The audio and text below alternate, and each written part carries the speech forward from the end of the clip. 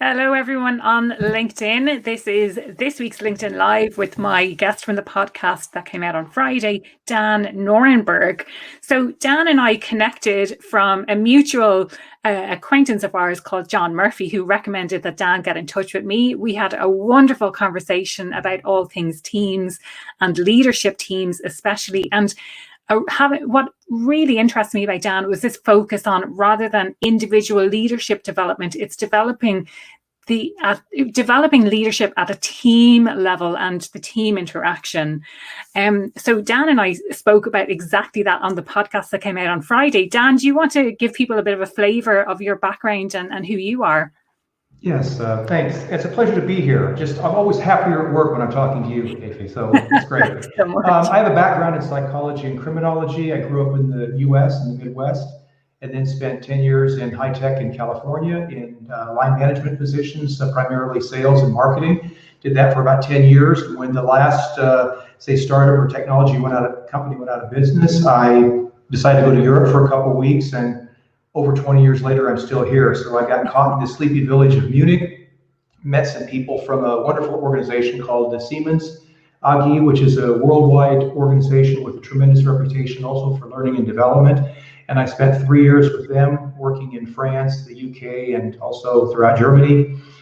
And then I decided to start my own leadership and coaching boutique. And I ran that for over 20 years. We worked with nearly 20,000 people in 23 countries on 3 continents, and got very involved in leadership development, team development, helping people from different cultures work together to create extraordinary results. And that's a little bit about my background and how I kind of got edged into this work with leadership teams. Yeah, love it.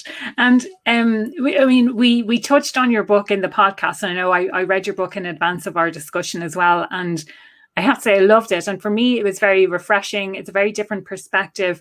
One of the interesting things I think to come from it was this concept that oftentimes, let's say the executive leader or the most senior person within the team thinks that it's the other people in the team that need to change. And do you want to kind of talk us through a couple of examples of that, where oftentimes we're not the ones who feel that we need to change as individuals?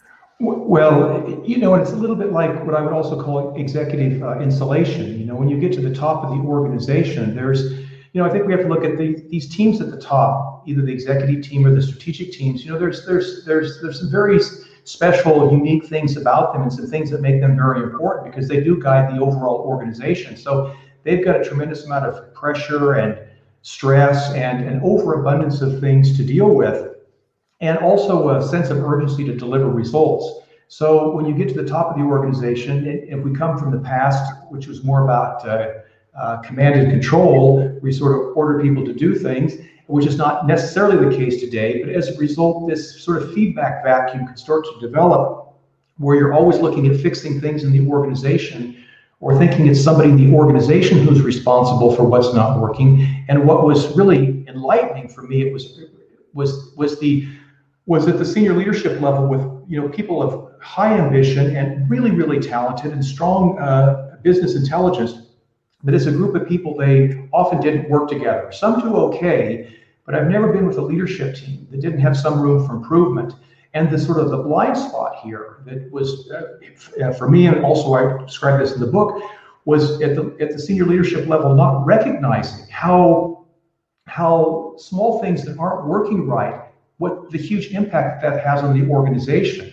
So, running, let's say, mediocre meetings at the executive level. I mean, executives don't want to hear about a meeting. That's something you do at the junior levels of the organization. But if you don't run a highly effective meeting at the top of the organization, you can't expect anybody else to.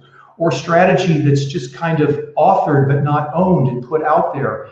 And then sort of maybe thinking, well, it's somebody else's problem. It's so easy to give somebody else advice.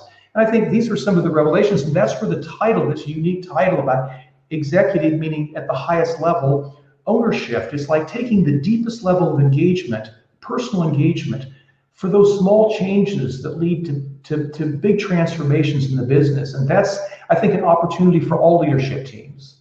Yeah, no, and I loved this concept, and I think you used some examples as well of, if let's say the marketing and the finance guys don't get along, then that trickles down within their teams as well. And this brilliant example of meetings and how to effectively use meetings to actually improve how things are done versus how meetings currently happen. And exactly as you say, if meetings at that executive level are not the best meetings in the entire organization, then what does that say for the other meetings that are happening which are potentially even worse than the ones that are happening at that level?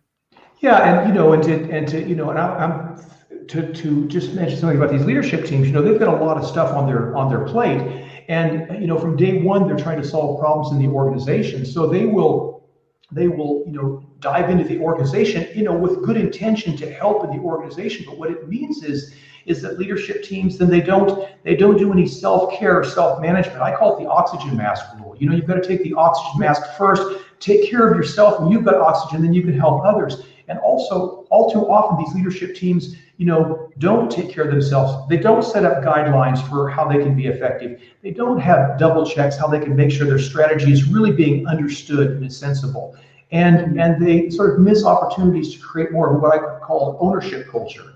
So that's important. And then the second thing is that while most organizations today have, really, let's say, complex and sophisticated leadership development programs, they're all really aimed, or over 95% are aimed at the individual leader, this heroic leader, this individualist. And that's sort of how the history of leadership has been developed. We take people out, we put them on a program, first-time leader program, strategic leader program, but we take them out of their business, we take them out of their team.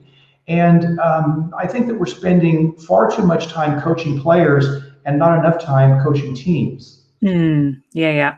No, I can see that. And that was one of the reasons I was so intrigued as well to speak to you. I thought it was just incredibly interesting. And it, like, you might be aware of other people out there who are doing it, but I certainly am not. So I think it's a really unique approach. Interesting what you say about strategy. And I know one of the stats that you used in the book and again on the podcast was this idea of 10% of planned strategy is actually implemented successfully. Like that's a phenomenal statistic right there. And any thoughts on how we might get that right as businesses?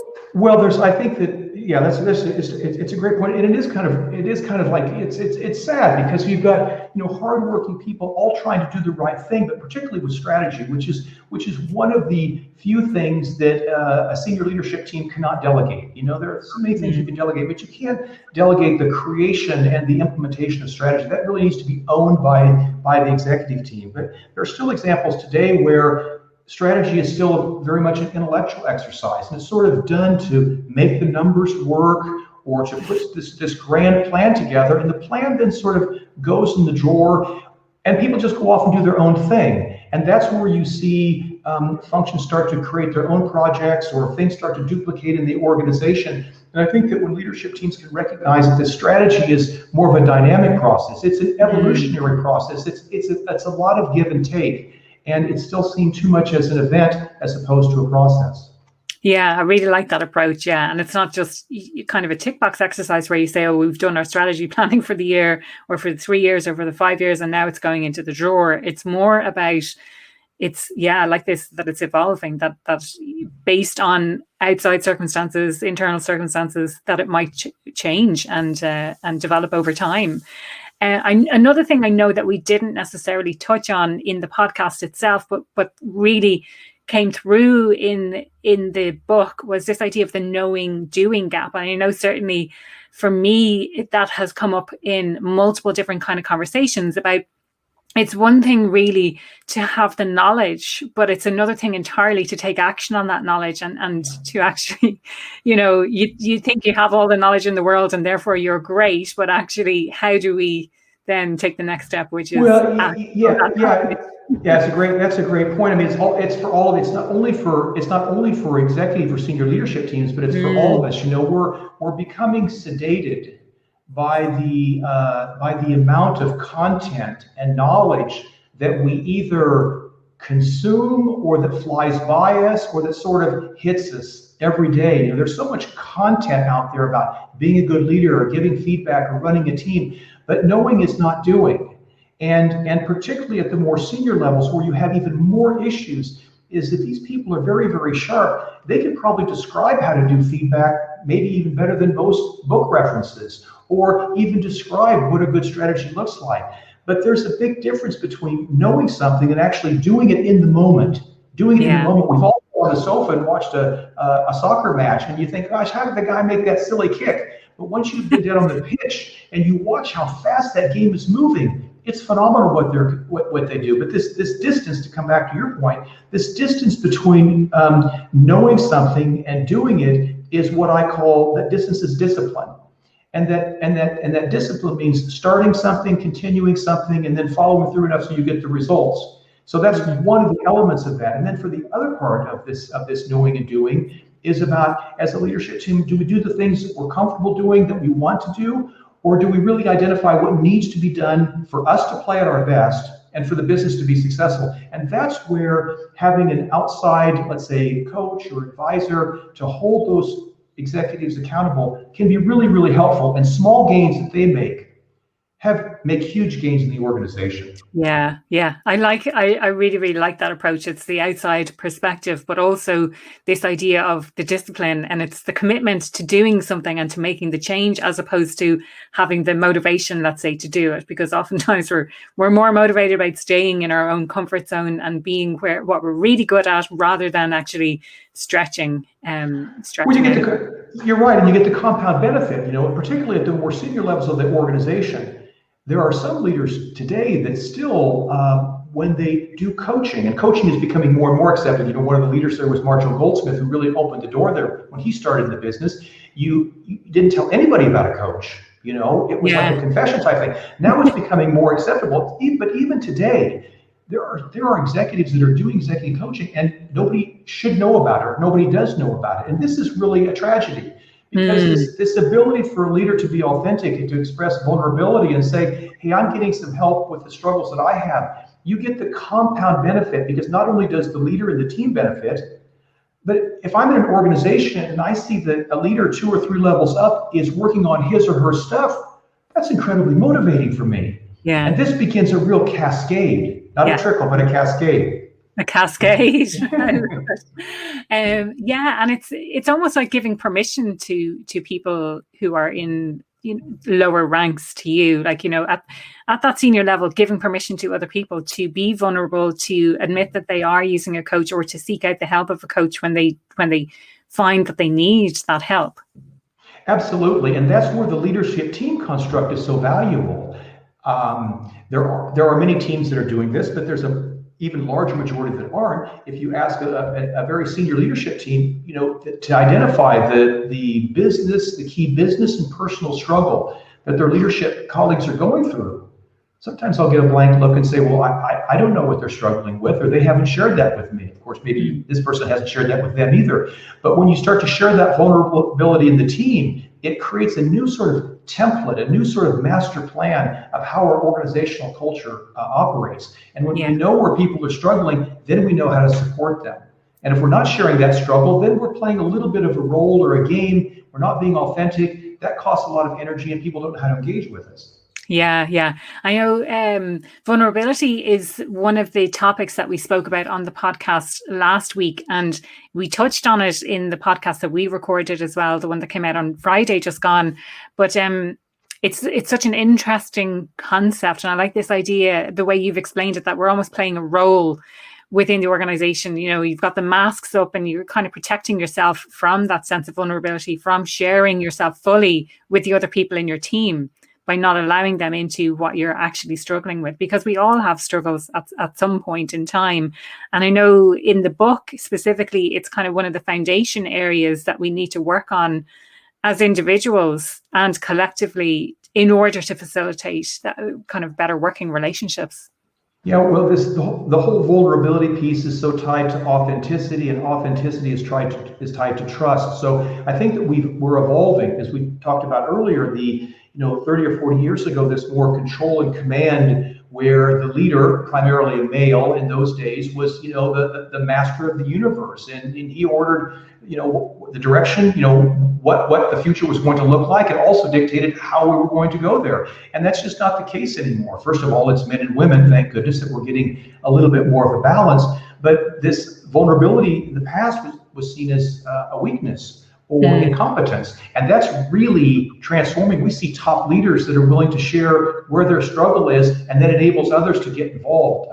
I've worked with over 100 leadership teams on 3 continents, and some of the breakthrough moments for these teams came during what I call the fireside chat, where a senior leader would simply say, "Hey, I'm sorry, I've let us down," and sharing his struggle and his frustration without blaming the other people. That's also the balance there. To say, I'm going to take ownership for that, and I want to reset that, and I want your help, and together we can build this, and then amazing things can happen.